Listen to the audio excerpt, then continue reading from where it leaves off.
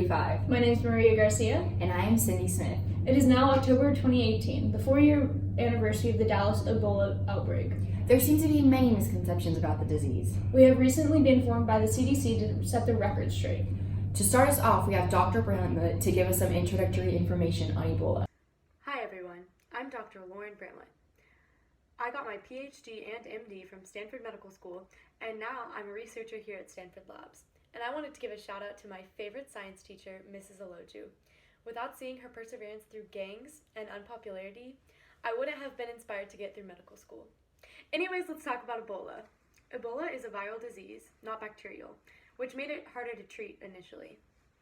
The mode of transmission for Ebola is bodily fluids, so that includes direct physical contact with blood and feces, which are the two most infectious, as well as urine, vomit, and breast milk. The common misconception that many people have is that Ebola didn't exist before the outbreak from several years ago.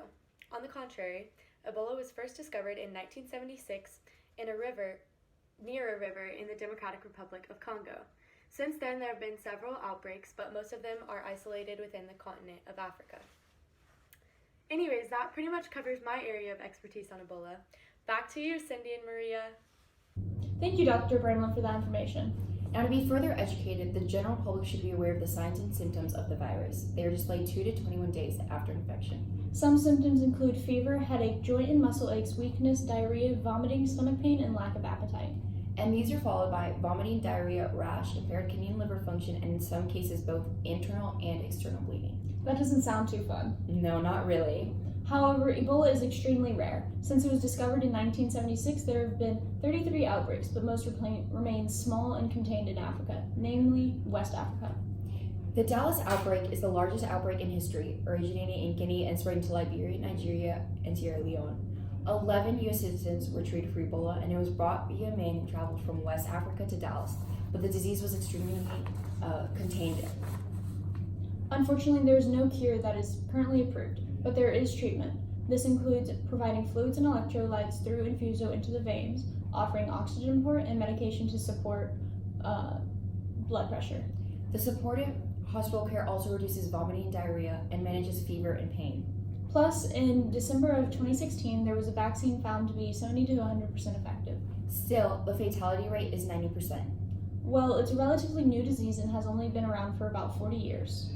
Also, did you know that the Ebola virus has dual properties? The virus particles survive on dry surfaces like doorknobs and countertops for several hours.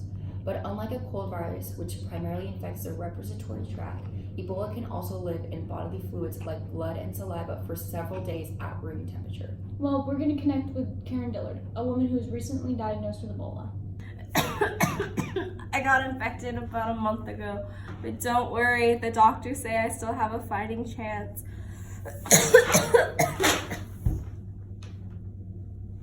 She did. So stay educated And safe.